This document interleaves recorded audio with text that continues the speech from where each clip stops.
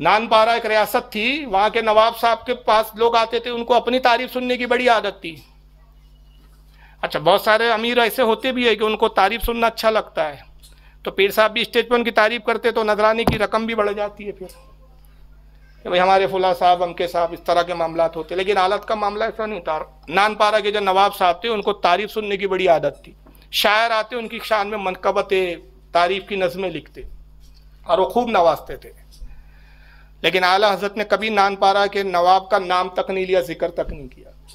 एक दिन नानपारा के नवाब साहब ने अपने एक वजीर को भेजा, कहा जाओ मौलाना अहमद हजरत से मुलाकात करो और उनसे कहो कि बड़े बड़े शोरा आते हैं, मेरी तारीफ में लिखते हैं, आपने कभी कुछ लिखा नहीं, अगर आप लिख दें तो सोने और चांदी में तोल दिया जाएगा।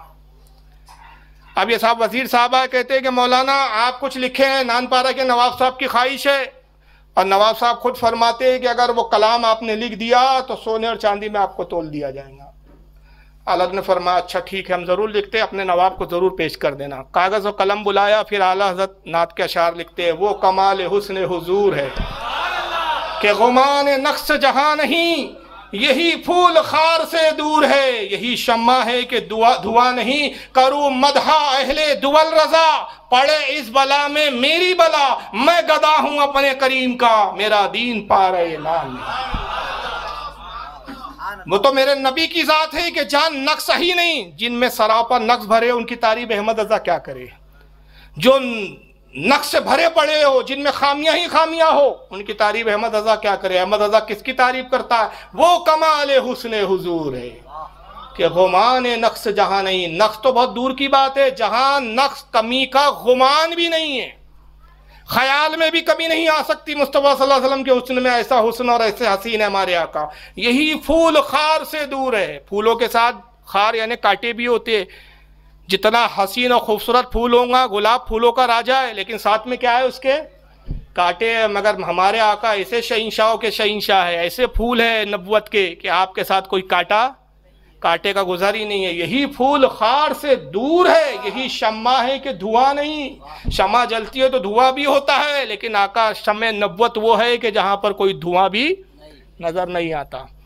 करूँ मदहा अहले दुवल रजा, मैं अहले दुनियादार की तारीफ करूं, पड़े इस बला में मेरी बला।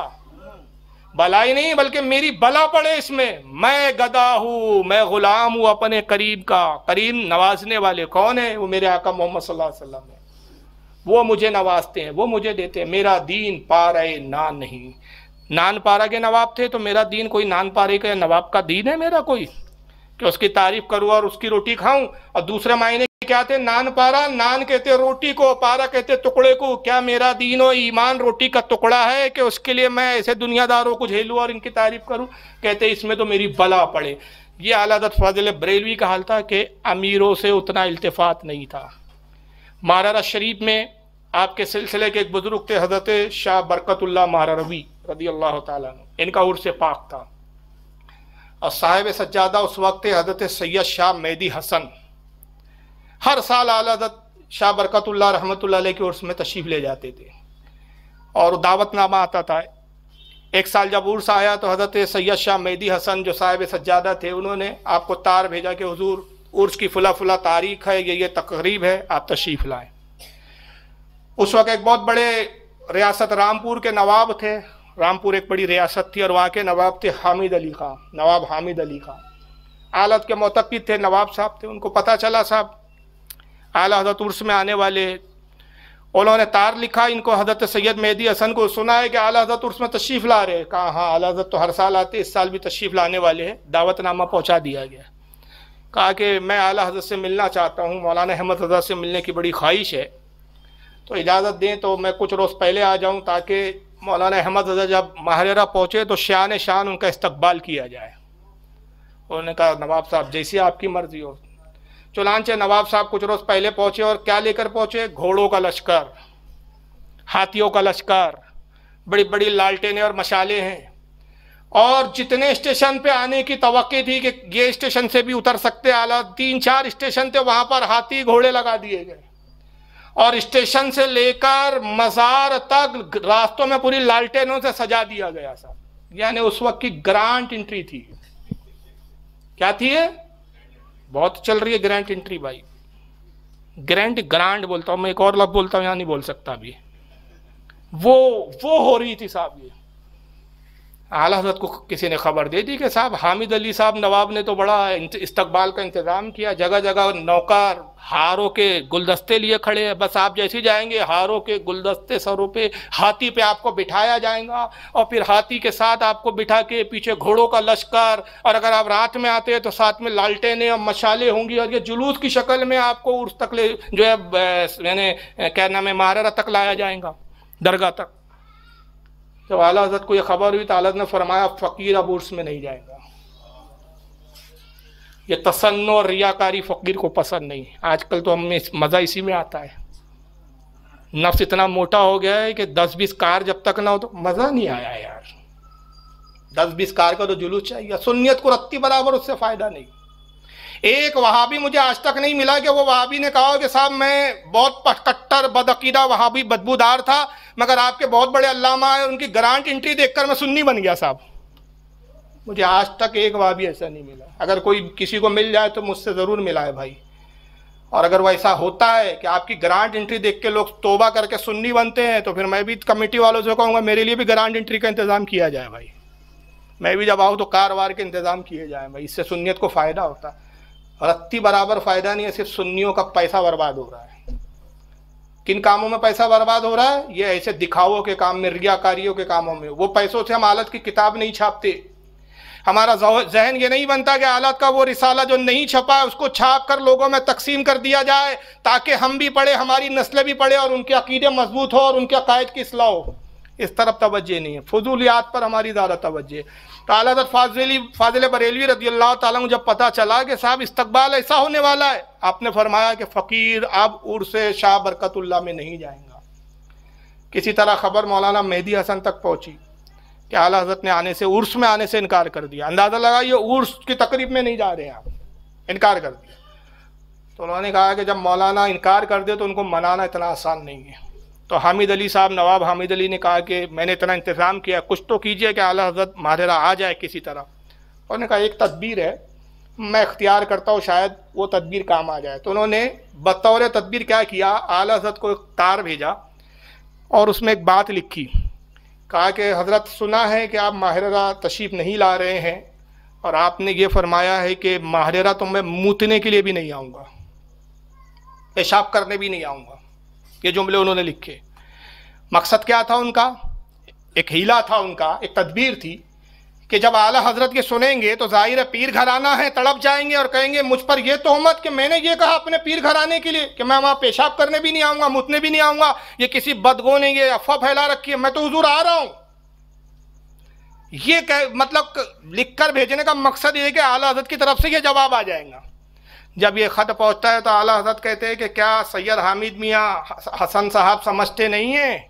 क्या मुझे नादान बच्चा समझ रखा है? मैं समझ रहा हूँ कि मेरी हाज़िरी को पक्का करना चाहते। बाखुदा मैंने तो कभी कहा ही नहीं, और मैं अपने पीराने उज़्ज़ाम के घराने के लिए कहूँगा कि मैं वहाँ पेशाब करने भी नहीं जाऊँगा। ये अफवाह नहीं बल्कि ये बुलाने की तदबीर है। और फिर आपने ख़त लिखा कि मौलाना मैं आपकी मंशा समझ गया, लेकिन चूँकि नवाब हामिद अली को आपने बुला रखा है और ये सारे लवाजमात है, आपने अगरचे लिखा है, सिर्फ फ़कीर ये जवाब में कहता है कि बाखुदा मैंने ऐसा कहा नहीं, लेकिन मैं फिर भी माहरा इस साल उर्स में नहीं आऊँगा। नहीं गया ला। और उसके बाद फिर सैयद हामिद अली, सैयद क्या नाम है मेहदी हसन शाह, मेहदी हसन साहब को समझ में आ गया कि आला हज़रत दुनियादारों से कितने मुतनफ़िर होते हैं। उसके बाद फिर उन्होंने कभी हरकत ही नहीं की कि साहब ग्रांट एंट्री हो और ये हो। सादगी से आला हज़रत फाजिल बरेलवी उर्स में तशरीफ़ ले जाते थे, तकरीब में शरीक होते थे, कुछ वाज़ फरमाते, नसीहत करते और तशरीफ़ ले आते थे। तो हमारे बुज़ुर्गों की सीरतें देखो आप, और आला हज़रत की हम सीरत की बात कर रहे हैं तो सादगी को बुज़ुर्गों ने पसंद किया। और वही नतीजा था कि आला हज़रत के बाद के जितने बुज़ुर्ग हमें नज़र आते हैं, ये 4-5 साल से सब तमाशे चल रहे हैं जब से फुस्साक और फुज्जारों के हाथों में दीन की कमांड आ गई। वरना मैंने अपनी आंखों से देखा है कि ऐसे ऐसे उलमा, मेरे पीरो मुर्शिद हज़रत आमीन शरीयत रिक्शा में चलते हुए मैंने देखा है, रिक्शों में चले जाया करते थे जलसों में। हुज़ूर मुफ्ती आज़म हिंद के देखने वाले मौजूद है, बैल बंडियों में सफ़र किया है मुफ्ती आज़म हिंद ने।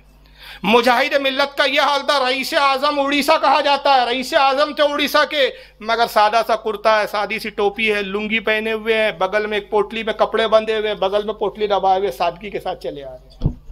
उसी सादगी के साथ स्टेज पे बैठ गए, उसी सादगी के साथ खिताब किया।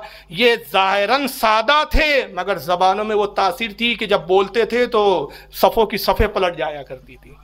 आज सिर्फ दिखावा रह गया, ज़बानों में तासीरें ख़त्म हो गई। चीखो पुकार के सिवा कुछ नहीं है स्टेजों पर, शोर गुल के सिवा कुछ नहीं है। इनकी छोटी छोटी नसीहतें दिलों पे असर करती थी, लोग दाढ़ियाँ रख लेते थे और आमाल सुधार लेते थे। मगर आज ये है कि पीर साहब जिन सेठों के घर से थे, वो सेठ साहब भी सुधरने को तैयार नहीं है। हराम काम कर रहे हैं, हराम में मुलव्विस है, कोई चेंज नहीं आ रहा है। वजह क्या है कि सब दिखावा, रियाकारी रह गई, असल चीज़ ख़त्म हो गई।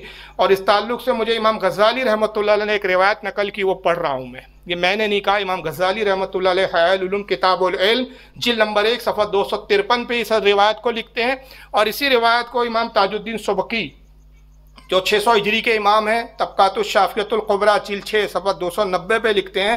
कहते हैं कि शरारुल उलमाई लज़ीना यअतूनल उमरा व खयारुल उमराई लज़ीना यअतूनल उलमा, कहते हैं कि बदतरीन आलिम वो है, बदतरीन उलमा वो है जो अमीरों के पास जाए।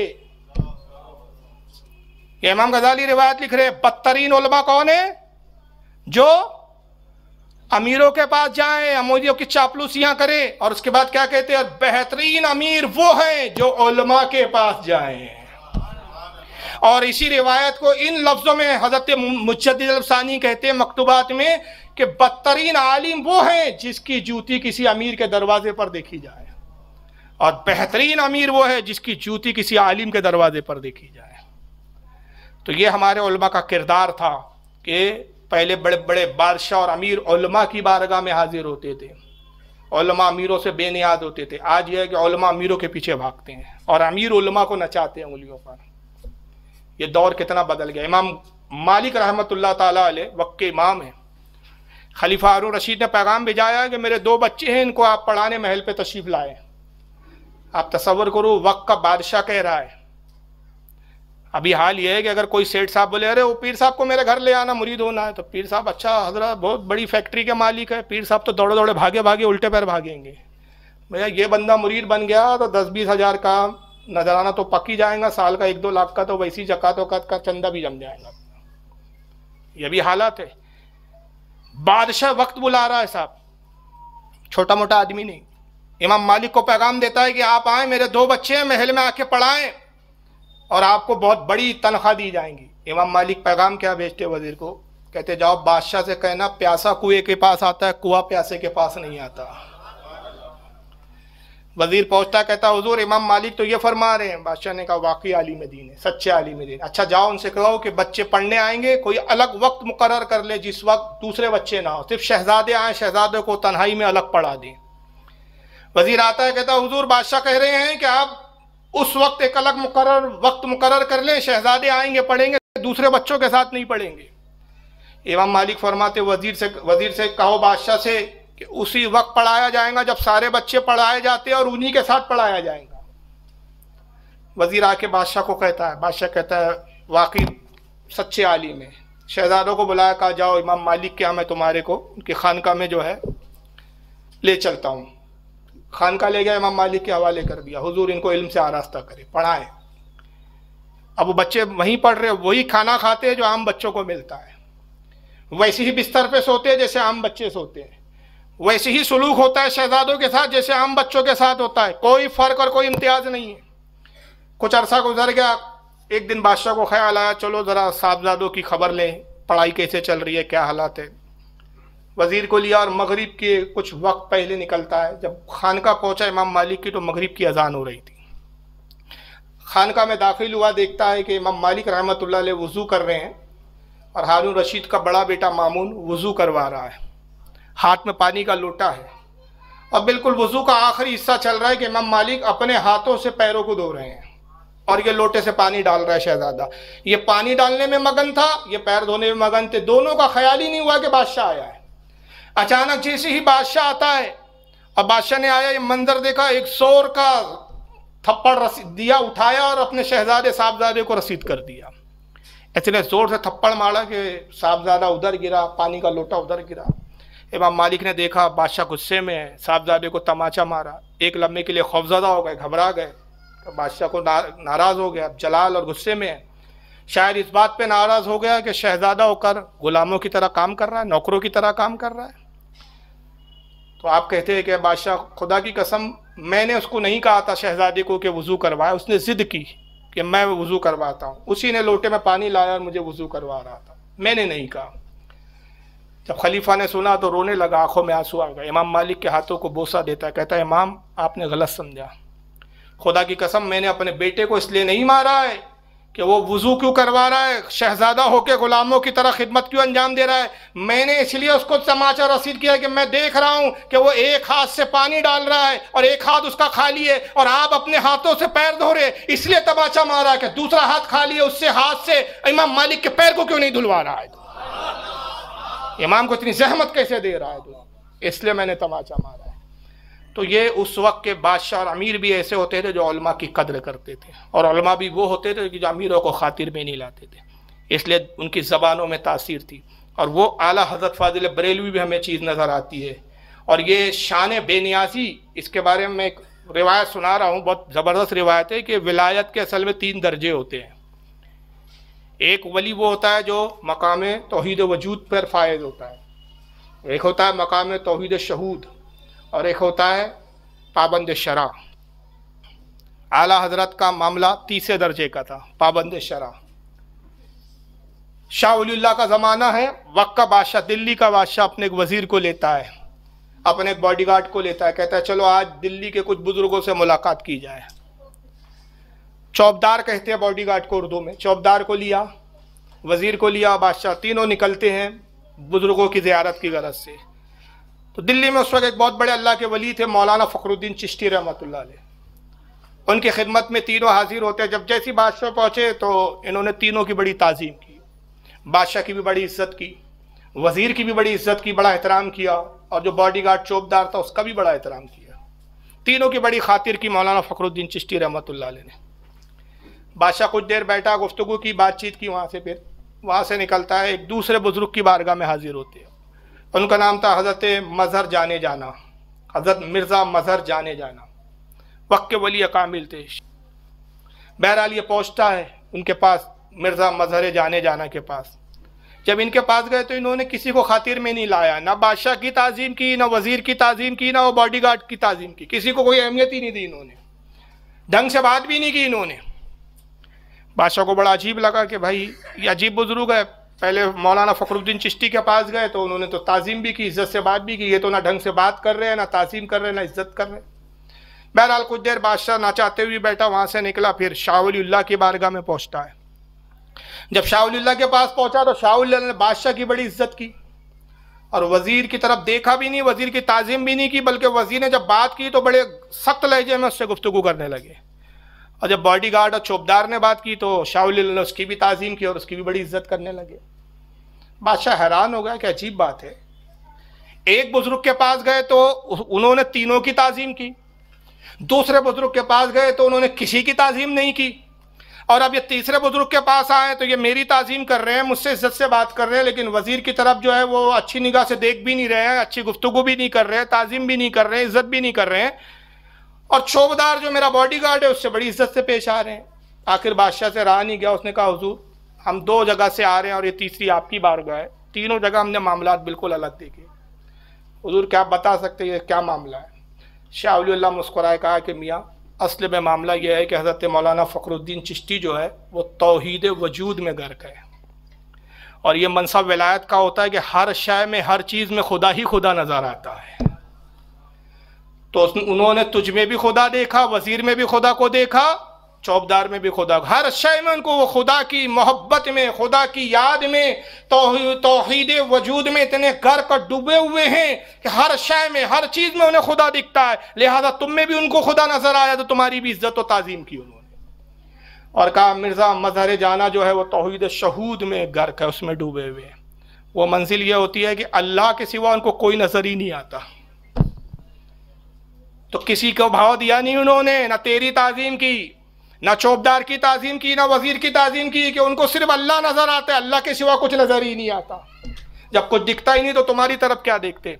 और फ़कीर पाबंद शरा है, शरीयत का पाबंद है, होश व हवास में है, न पूरी तरह गुम है न पूरी तरह डूबा हुआ है, बल्कि सालिक है, होश में है, पाबंद शरा है। तो बादशाह की मैंने ताज़ीम में, बादशाह तेरी ताज़ीम इसलिए की कि कुरान ने उलुल अम्र की ताज़ीम का हुक्म दिया है। और वज़ीर की ताज़ीम इसलिए नहीं की कि ये राफ़दी और शिया है, शिया और राफ़दियों की ताज़ीम से हमें मना किया गया है। और चौबदार की ताज़ीम इसलिए की कि मैं जानता हूँ कि ये हाफिज़ कुरान है, लिहाजा इल्म की बुनियाद पर मैंने इसकी ताज़ीम दी। तो ये विलायत के 3 दर्जे हैं।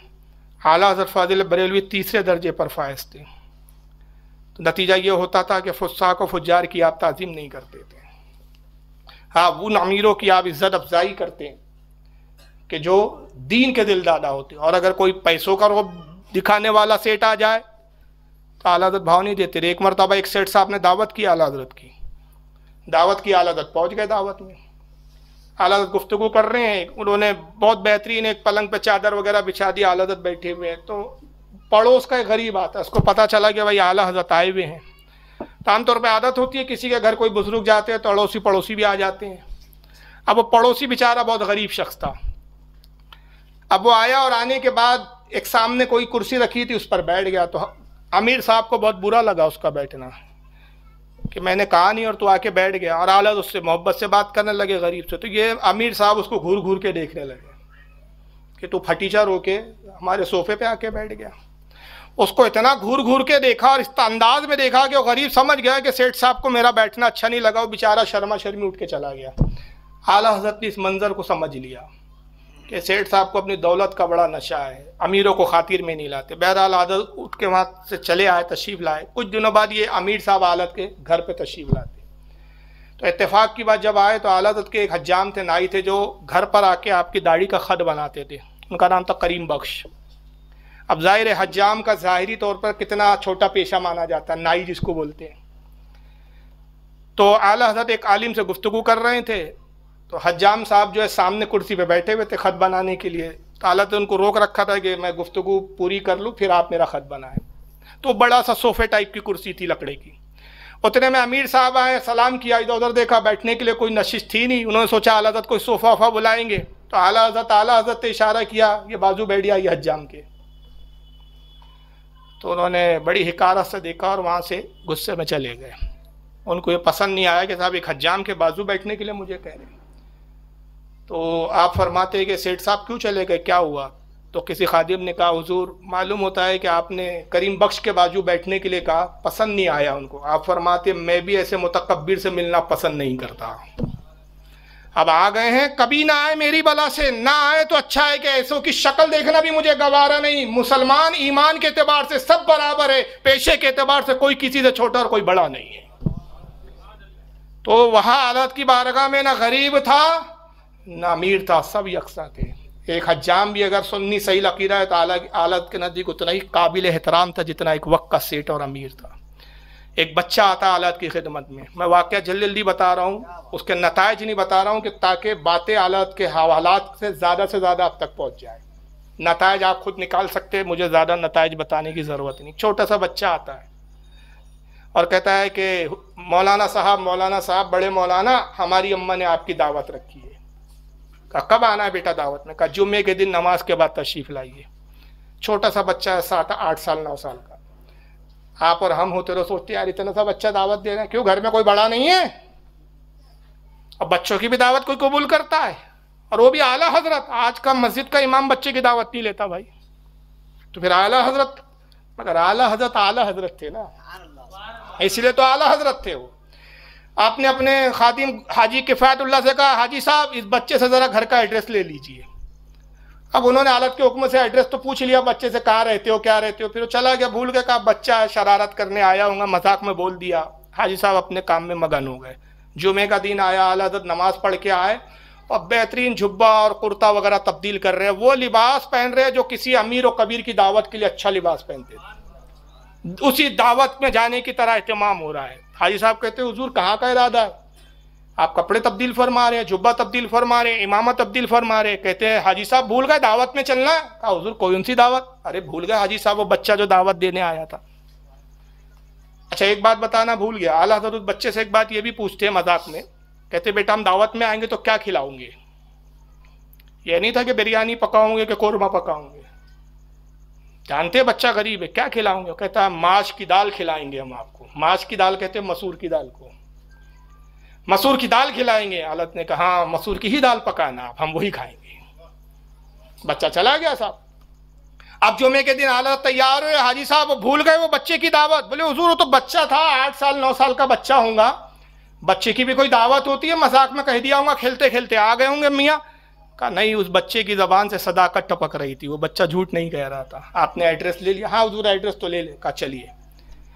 पहुंचे, जब पहुंचते हैं तो मंजर क्या, एक झोपड़ा है रास्ते पे, सामने टीन का कुछ शेड आगे बढ़ा हुआ है, जो छोटा सा सहन है। बच्चा बच्चों में खेल रहा था, जैसे ही उसने आला हज़रत को देखा, बच्चों को छोड़ा, दौड़ते हुए आया और बड़े बेतकल्लुफी में आके आला हज़रत का हाथ पकड़ लिया, जैसे बच्चों की आदत होती है। और हाथ पकड़े कहता है बड़े मौलाना आ गए, चिल्ला रहा है खुशी में, बड़े मौलाना आ गए, बड़े मौलाना आ गए। आला हज़रत कहते हाँ हम आ गए, चलिए अब आप कहाँ दावत हमारी खिलाने वाले? कहा हुजूर ये हमारा घर है, झोपड़े पे लाता है वो बच्चा। अब आला सोच रहे बैठे कहाँ, घर में दाखिल हो, एक कमरे का मकान है, वो भी झोपड़ा है झुका हुआ, सामने जो शेड है बस वही एक सामने सहन में बैठने की जगह है। अंदर से एक आवाज़ आती है हुजूर मैं एक बेवा हूँ और पर्दादार खातून हूँ, ज़ह नसीब के आप तशरीफ़ लाए, मेरी किस्मत जाग गई, लेकिन हुजूर घर इतना बड़ा नहीं कि आपको घर में मैं क़याम करवा सकूँ, हुजूर बुरा ना माने तो आप उसी सहन में तशरीफ़ रखें। वक्त का ईमान उस टीन के छप्पर के नीचे बैठ गया जहाँ सामने सड़क है और लोग आ जा रहे हैं। हमारा पीर साहब तो एसी है कि नहीं पहले पूछते हैं, एसी होना साहब, पेंट है कि नहीं दीवार पे बराबर, नहीं हुआ तो पेंट करवाओ। घर तलाश होते हैं भाई, किस सेठ का कौन सा महंगा सेठ है इस इलाके में जिसमें पीर साहब को ठहराया जाए। ये आज हमारी सुन्नियत का हाल हो रहा है। मदरसों में मैंने देखा था एक ज़माने में, मदरसों में उलमा ठहरते तो वो तो ज़माना गया जी, ठहरना क्या, मदरसों में कदम भी नहीं रखते अब मौलवी साहबान। सेठों के यहाँ ठहरते और गरीबों का ठिकाना कहाँ होता है? बड़े बड़े अमीर है तो गेट खुलता है अंदर चले जाओ, और बेचारे जितने गुरबा मसाकिन है वो गेट के बाहर खड़े रहते हैं एक झलक देखने के लिए। ये आज की पोजीशन है। और वक्त का मुजद्दिद और वक्त का इमाम उस सहन पे बैठा हुआ है जहां सामने से लोग आ जा रहे हैं, एक लम्हा झिझक नहीं है, शर्म नहीं है, कोई ये एहसास नहीं है कि लोग देख रहे हैं तो ये क्या सोचेंगे मेरे बारे में। वहां बैठ जाते हैं। घर में बच्चा जाता और एक जर्मन की टेढ़ी ताड़ी टूटी हुई हल्की सी प्लेट, एक गुर्बत का आलम है, उसमें मसूर की दाल है और मोटी मोटी लाल मिर्चियां पड़ी हुई है, और आला तेज ज़्यादा खाते नहीं थे, और जवार की मोटी रोटियां, एक प्लेट में रोटियां हैं, एक प्लेट में वो माश की मसूर की दाल है, वो ला के रख देता है। तभी हाजी किफ़ायतुल्लाह किसी गहरी फिक्र में डूबे हुए हैं, बस आला हज़रत रोटी का टुकड़ा तोड़ते खाना चाहते तो वो हालत का हाथ पकड़ लेते, कहते हुजूर रुक जाइए। कहा हाजी साहब क्या हुआ? कहा हुजूर ये घर मुझे देखा सा मालूम होता है। कहा आप इस घर को जानते हैं? कहा हाँ, जहाँ तक मुझे याद पड़ता है ये एक मिरासी का घर है। मिरासी कहते तो ढोल बजाते थे खुशी के मौके पे, गाते थे, गाने वालों को मिरासी कहते। हुजूर ये मिरासी का घर मालूम होता। अल्लाह कहते ला हौल वला कुव्वता इल्ला बिल्लाह, मिरासी की कमाई जायज़ नहीं, अब फ़कीर क्यों कर खाइए। तभी अंदर से आवाज़ आती है हुजूर आप फिक्र ना करें, मेरे शोहर का इंतकाल हो गया, बाखुदा इंतकाल से पहले उन्होंने मिरासी के पेशे से तौबा कर ली थी और आप ही के मुरीद हो गए थे। हुजूर ये खाना बिल्कुल हलाल और तैयब है। आला फिर अपने हाथों को उठाते कहते मौला तेरा शुक्र है कि तूने कभी अहमद रज़ा के शिकम में हराम लुकमा नहीं डालने दिया। और उसके बाद खाते हैं आप, अब तारीफ करते हो। फिर हाजी साहब से कहते हैं हाजी साहब वो तो घर में रोजाना वही चूजा है, वही बिस्किट है, वही सोजी है, वही हलवे हैं, ऐसी अगर बेतकल्लुफ रोज दावत हो तो फकीर को तो मजा आ जाए। तारीफ करते रहे और पेट भर के खाया। हाजी साहब कहते हैं कि बाखुदा मैंने उस वक्त इतनी दिलचस्पी से खाते हुए देखा कि उतनी दिलचस्पी से घर में भी खाते हुए भी नहीं पाया मैंने हालत को। और उसके बाद जब खाने से फारिग होते भी बहुत दुआएं दी और बड़ी दुआएं दे के वहाँ से रुखसत होते। तो अंदाज़ा लगाइए ये हमारे इमाम की सीरत है, ये हमारे किरदार का है। ना गरीबों की परवाह, ना अमीरों की फ़िक्र, सब यकसा है उनकी नज़र में। और ख़ुद सकावत का यह आलम था। अल्लामा ज़फ़रुद्दीन बिहारी फरमाते हयात आला हज़रत जिल्द 183 पर आला हज़रत खुद फरमाते कि मुझ पर कभी ज़कात फ़र्ज़ ही नहीं हुई। 9 गाँव के जागीर थे, 9 गांव की जागीरें और 9 गांव से खेतियों का लगान और ये सब चीज़ें आती थी, खुद खेतियां होती थी, फसलें आती थी, लाखों में फसलें होती थी।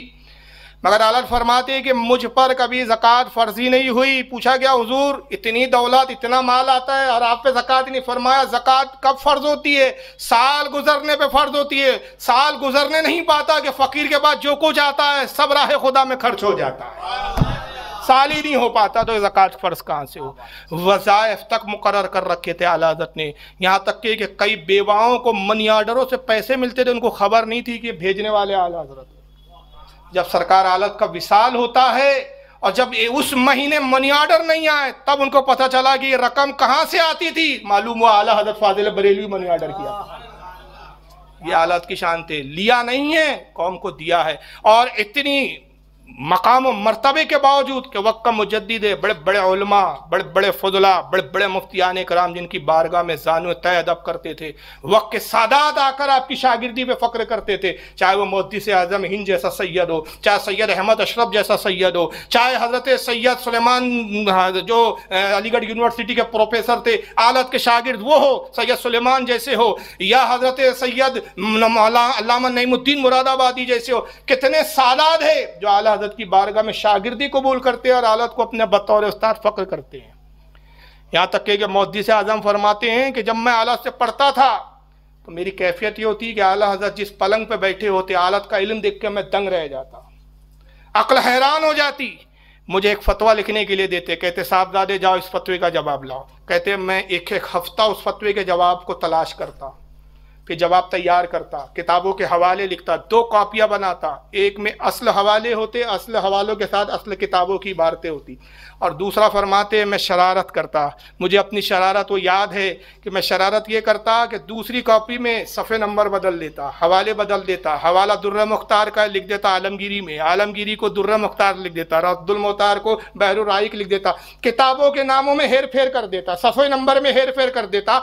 और ये 7-8 दिन के बाद जब फतवा तैयार होता, आलत की खिदमत में हाजिर होता, सरकार ये जवाब है। आलत मुस्कुराते, साहबजादे ये दुर्र मुख्तार की तो इबारत नहीं है, ये तो आलमगीरी में आया है। साहबजादे ये इस सफ़े पे मालूम नहीं होती, ये सफ़ा गलत मालूम होता है। और आप अपने कलम से दुरुस्त करते और आप मुहद्दिस आज़म फरमाते जब मैं असल से मिलाता तो वही देखता जो असल है। आला हज़रत जो तस्सी की होती वही वैसा ही वैसा सेम वैसे ही होता था। फिल बदी जवाब इरशाद होता, फिल बदी किताबों की इबारतें ज़हन में होती। तो कहते हैं कि फिर मुझे वो भी मौका याद है कि आला हज़रत पलंग पे बैठे होते और मैं उस खटिया का पाया पकड़ लेता और रोते हुए अर्ज़ करता, हुजूर क्या इस इल्म के समुंदर से कुछ कतरे इस फ़कीर को भी मिलेंगे? ये वक्त का सैयद इस तरह से भीख मांग रहा है, इस तरह से खैरात तलब कर रहा है, हुजूर क्या इस इल्म के समंदर से कुछ कतरे मुझे भी अता होंगे? तो आला हज़रत जवाब देते, साहबजादे जो कुछ मेरे पास है किसका है? आप ही के जद्दे अमजद हुजूर सैयदना गौसे आज़म रज़ी अल्लाह तआला अन्हु का सदका है। प्यारे खान जी खुदाम ताजाबाद ट्रस्ट के प्यारे खान साहब, ताजाबाद शरीफ शहंशाह हफ्ते अकलीम ट्रस्ट के इस वक्त रूए रवा हैं, वो तशरीफ़ लाए हैं। मैं उनका इस्तकबाल करता हूँ कमेटी की जानिब से और उनका शुक्रिया अदा करता हूँ कि वो तशरीफ़ लाएँ। तो ये आला हज़रत के इल्म का आलम था कि वक्त का सैयद कह रहा है, हुजूर इस इल्म के समंदर से क्या चंद कतरे मुझे अता होंगे? तो उसके बाद आला हज़रत अपने इल्म पे फ़ख्र नहीं करते, घमंड नहीं करते कि हाँ हम तो इल्म का समंदर है दे देंगे तुम्हें, बल्कि क्या कहते, आजिज़ी करते, इनकिसारी करते, साहबजादे मेरे पास जो कुछ है आप ही के जद्दे अमजद सैयदना गौसे आज़म का ही तो सदका है, सब उन्हीं की बारगाह से मिला। ये आजिज़ी थी। और जब खुतूत लिखते आला हज़रत तो खुतूत में दस्तखत कैसी होती है? आप दस्तखत करते हुए लिखते हकीर फ़कीर सरापा तकसीर अहमद रज़ा बरेलवी। हकीर, हकीर के मायने तो अब मैं क्या कहूँ आप खुद जानते हैं। लुगत में उसके मायने एक होते गिरा हुआ, हालांकि गिरे हुए नहीं थे, जितना झुके हैं अल्लाह और उसके रसूल ने उतना उठाया है, मगर खुद आजीजी कर रहे हैं। तो हकीर फ़कीर मांगने वाला तलबगार, सरापा तकसीर सर से पैर तक गुनाहों में डूबा हुआ, अहमद रज़ा बरेलवी। ये आपके तहरीर का अंदाज होता। एक मरतबा शाह बरकतुल्लाह अलैहि रहमत व रिज़वान के उर्स पर हाजिर होते हैं। उस वक्त वहाँ के साहिब सज्जादा सैयद शाह इस्माइल हसन मियाँ महरवी रहमतुल्लाह अलैह इसरार करते, हुजूर वास कहिए। तकरीर कीजिए। आप कहते हैं मियाँ तकरीर उसका काम है कि जो बाअमल हो, मैं तो खुद गुनाहों में डूबा हूँ, अपने नफ्स को तकरीर नहीं कर सका तो लोगों को क्या तकरीर सुनाऊँ। यह आजीज़ी थी आला हज़रत। मैं खुद अपने नफ्स को वाज नहीं कह पा रहा हूँ, अपने नफ्स की इस्लाह नहीं कर पा रहा हूँ, वाज कह के लोगों की क्या इस्लाह करूँ। फिर इसरार बड़ा हुजूर या आप आजीज़ी करते हैं, वक्त के तो आप मुजद्दिद है, आलिम नबील है, उलमा के मरजा है, आप ज़रूर तकरीर फरमाएं। तो आला हज़रत अपना बैग खोलते हैं, बैग में वालिद साहब की किताब होती, किताब का नाम है सुरूरुल कुलूब बेज़िक्रिल महबूब। किताब निकाला, पढ़ना शुरू किया, 20-25 मिनट पढ़ा, फरमाया लीजिए सैयद साहब आपके कहने पे ये वाज फरमा दिया मैंने। किताब पढ़ के सुना दिया, कहा ये वाज हो गया। ये आजिज़ी का है, ये नहीं कि हम तो बहुत बड़े खतीब हैं और फिर छोड़े जा रहे हैं। और आजिज़ी की इंतहा के रमज़ान का महीना है, एतिकाफ में है आप अपनी मस्जिद में, पान खाने की आदत थी आपको, खाने के बाद पान खाते थे, पान खाते थे, पान चरते नहीं थे। हाँ जुमला सुन लीजिए, पान एक होता है पान खाना, निज़ामुद्दीन औलिया भी पान खाते थे। आपको बता दूं कौन कौन से बुजुर्ग पान खाते थे। निज़ामुद्दीन औलिया पान खाते थे, हज़रत सैयद अलाउद्दीन पंडवी पान खाते थे, मखदूम अशरफ जहांगीर सिमनानी के पीरो मुर्शिद मखदूम अशरफ जहांगीर सिमनानी भी पान खाते थे। कई वो औलिया कराम बुजुर्गान दीन को पान खाने की जो है शौक था, आला हज़रत भी खाते थे। मगर एक होता है खाना और एक होता है चरना। खाना ये होता है कि हमारे ये बुजुर्ग जो थे, हमारे असलाफ, खाने के बाद एक पान खाते थे, इसलिए कि पान खाने के बाद खाने के कुछ फ़ायदे हैं। एक तो पान में कैल्शियम बहुत होता है, दांतों को मजबूत करता है, दूसरा हाजमे को बहुत ठीक करता है। और चरना क्या होता है कि 24 घंटे मुंह में पानी है। और दूसरा ये है कि अल्लामा ज़फ़रुद्दीन बिहारी फरमाते हयात आला हज़रत जिल्द नंबर 1 सफ़ा 142 और 163 पे कहते हैं कि आला हज़रत के पान में जर्दा नहीं होता था, तंबाकू नहीं होता था, बगैर तंबाकू का पान खाते थे। और फिर आखिरी उम्र में वो पान खाना भी छोड़ दिया था। और अहकाम शरीयत आलत की खुद किताब फतावे की जिल्द 1 सफ़ा 118 पे कहते हैं कि तकरीर करते हुए, मस्जिद पर बैठे हुए, दुरूद शरीफ पढ़ते हुए, कलमा तैयबा पढ़ते हुए पान खाना जायज़ नहीं। इसलिए कि जब ज़िक्रुल्लाह करता है बंदा तो कुछ अल्लाह के ऐसे रहमत के फरिश्ते हैं कि ज़िक्र करने वाले के लबों से अपने लबों को लगा लेते हैं। और पान अगर खा के जिक्र किया जाए तो उन फरिश्तों को अजियत और तकलीफ़ होती है। तो आप फरमाते हैं कि तकरीर करते, वास कहते वक्त, नात पढ़ते हुए, दुरूद पढ़ते हुए हरगिज़ पान ना खाया जाए।